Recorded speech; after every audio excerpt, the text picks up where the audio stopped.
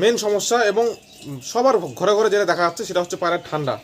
এখন শীতকাল, পায়রার মধ্যে রোগ বলতে ঠান্ডা হচ্ছে সবার আগে দেখা যাবে। ঠান্ডা বলুন, জল পায়খানা বলুন, সবুজ পায়খানা বলুন, বা ঝিমিয়ে থাকে, শরীর দুর্বল, উঠতে যাচ্ছে না, খাওয়া দাওয়া বন্ধ, বিভিন্ন ধরনের সমস্যা দেখতে পারবেন। তো আজকে এই সমস্যারই খুবই চমৎকার, একদম জেনুইন ট্রিটমেন্ট আজকে আমি বলে দিচ্ছি। কারণ জানেন, ভিডিও যদি আমি দিই কোনো বিষয়ে একদম রেজাল্ট পাবেন আপনি। অন্তত ভিডিও তো অনেক থাকে, কিন্তু রেজাল্ট পাবেন অন্তত আমি যে ভিডিও দেবো। তো আজকের ভিডিওতে আমি বলে দিচ্ছি ঠান্ডা লাগা বলুন, বা ধরুন নাকের ভিতর ঠান্ডা, মুখের ভিতর কফ, ঠান্ডাজনিত যে সমস্যা, তার জন্য আমি ট্রিটমেন্টটা বলে দেবো কিছু।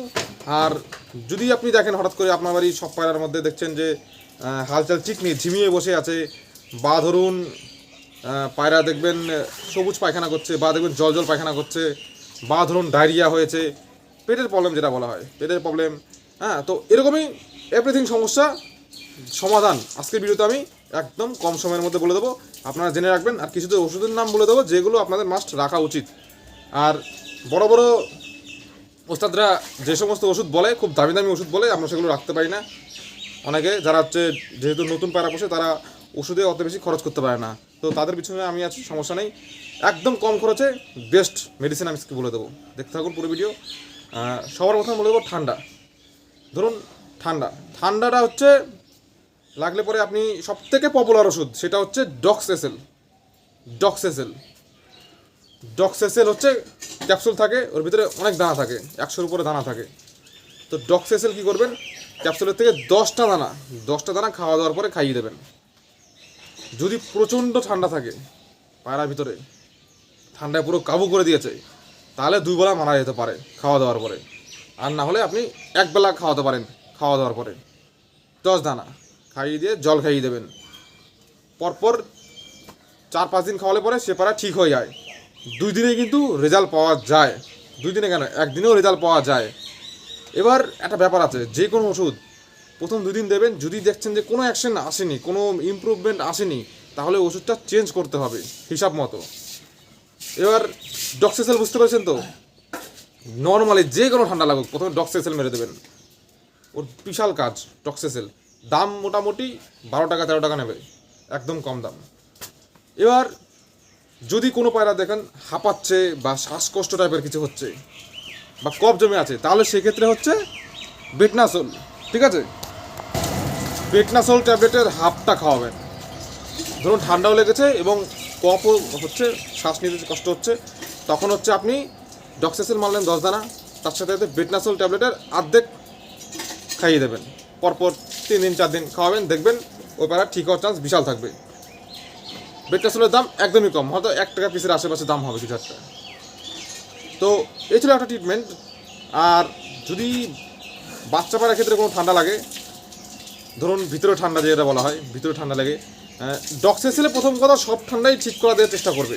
তাও যদি না হয়, তাহলে আরও কিছু মেডিসিন আছে, যেরকম অ্যাজিথ্রল আছে, সিরাপ টাইপের হয় বাচ্চাদের ঠান্ডার ওষুধ, ওটা ইউজ করা যেতে পারে 5 ফোঁটা করে, ওরা দুর্দান্ত কাজ করে।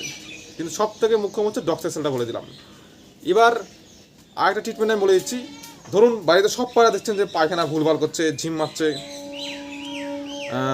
এবং যদি দেখেন যে পায়রা জল পায়খানা করছে, যে কোনো সমস্যা হলে জল পায়খানা করে, ছোপ পায়খানা করে, পায়খানার রং ঠিকঠাক নেই, যত সমস্যাই থাকুক না কেন, তার একটাই সমাধান আছে, একদম শর্টকাটে দিয়ে দেয়, সেটা হচ্ছে টেট্রাসাইক্লিন পাউডার।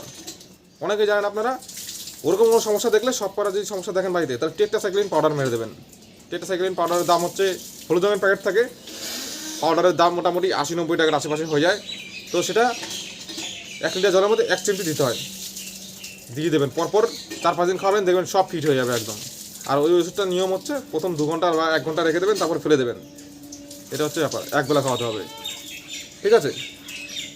এটা করবেন, এটা দারুণ কাজ দেয়। আর অবশ্যই ঠান্ডার দিনে কোনো পায়রা যেন মাটিতে পাড়া না দেয়, মাটিতে যেন পা না রাখে, এবং কোনো রডের ওপর যেন না দাঁড়ায় বা খাঁচের ওপর যেন না দাঁড়ায়, এটা আপনারা খেয়াল করতে হবে। আর খাবার হিসাবে যদি কোনো পায়রার ঠান্ডা লাগে, শরীর খারাপ হয়, একটাই খাবার, বাজরা মারবেন, একদম কোনো চাপ নেই, বাজরা খাওয়াবেন। তারপর যখন হালকা হালকা হবে তখন অন্য খাবার খাওয়াতে পারেন, কিন্তু বাজরা হচ্ছে শরীর খারাপের সময় মাস্ট খাওয়াবেন।